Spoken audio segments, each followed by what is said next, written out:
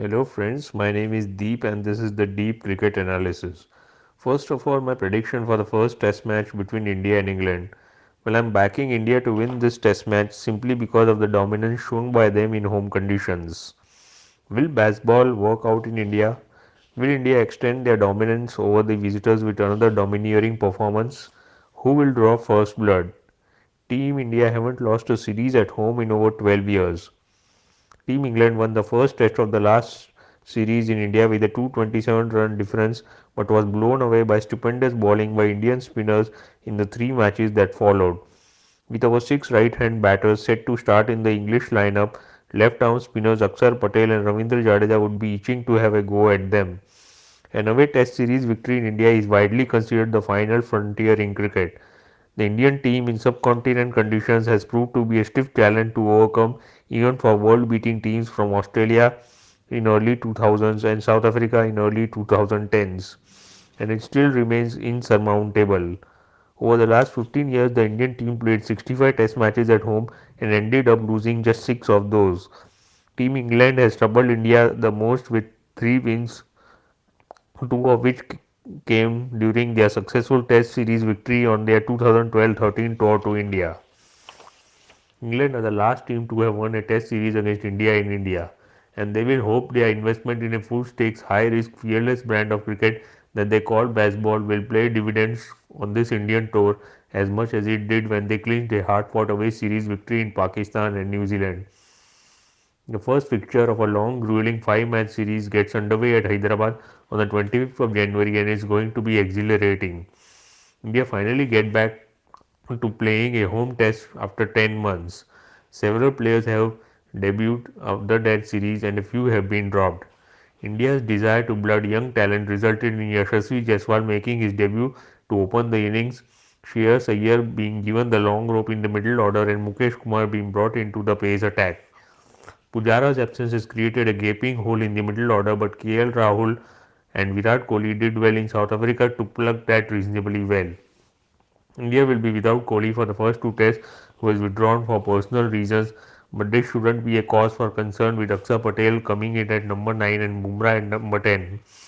India's test dominance at home has more to do with bowling than batting, and the spinners need to be given their due credit for that. Ashwin, who's in touching distance from a career milestone of 500 test wickets, and Jadeja have been a lethal combination of visiting batsmen, and they will be eager on starting the test series with a bang. Akshar Patel bamboozled England, picking up 27 wickets in three matches in his debut series in 2021, but couldn't have a similar impact with the ball against the Australians last year. However, he made some crucial late order knocks that proved to be the difference between a win and a loss in Nagpur and Delhi Tests last year. Bumrah and Siraj's pace partnership has been phenomenal in home conditions too. The Indian playing 11 should be Jaiswal, Sharma as captain, Gill, Rahul, Iyer, Jurel as wicketkeeper, Jadeja, Ashwin, Patel, Siraj and Bumrah. Facing Indian spinners on ranked turners is unnerving, but Team England know a way out. Best ball. After their series victory in India in 2012-13, England couldn't quite defeat India more than once, with their solitary win coming during their 2021 COVID tour. One win in 9 matches makes poor reading, but the Englishmen will be raring to have a go at Team India with their brand new weapon. After successfully baseballing their way to victories in Pakistan and New Zealand and to averting a series loss to Australia after being 0-2 in a 5-match series, England are unfazed by the challenge that awaits them in India. Nobody knows how their batting unit will be able to execute their baseball skills on dry, low and slow Indian wickets, but they have got a solid settled top and middle order. Harry Brook withdrawing from the tour has clearly sent some last minute jitters into the camp, but they have called Dan Lawrence for cover. This unforeseen situation also has opened up the strange possibility of having a free-flowing stroke maker Johnny Bairstow and a crafty wicketkeeper Ben Foakes in the same 11. Jack Leach will lead the three-pronged swing attack, which includes up-and-coming leggy Rehan Ahmed and left-arm off-spinner Tom Hartley. Joe Root with his tweakers turning away from the left-hand batsman will be invaluable too. James Anderson for the first time will be without long-term ally Stuart Broad, who hung his boots at the end of the Ashes.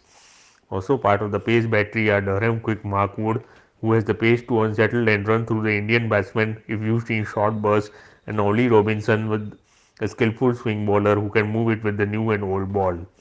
My English playing 11 will be Crawley, Duckett, Pope, Root, Bairstow, Stokes as captain, Foakes as wicket keeper, Robinson, Wood, Ahmed and Leach. The pitch here is nice and easy for run making in the first 2 days, but gets more and more difficult to score on as the wicket crumbles and the cracks start to appear, bringing Indian spinners into the equation. The weather conditions are expected to hold good for all 5 days, so rain interruption should be the least of the tourist worries. The match will be played at the Rajiv Gandhi International Stadium, Hyderabad. India have won 4 out of their 5 games here and draw 1-1 versus New Zealand a decade ago. Two of those 4 wins ended in innings victories. India wouldn't really mind batting fourth at home given the matches don't last 5 days these days. But for England to bat last and win the contest, it is going to be an uphill task. Will baseball work in India? Will the English batsmen be able to repeat what their predecessors did a decade ago? To bat long hours and score big and put pressure right back on the Indian team was the English batsmen's decree that time. And Graham Swan and Monty Panesar outdid Indian spinners on their home turf to make life difficult for Indian batsmen. The quality and the lack of experience of the current spin attack is concerning, and therefore India will be winning this test. Thank you all for listening to the Deep Cricket Analysis.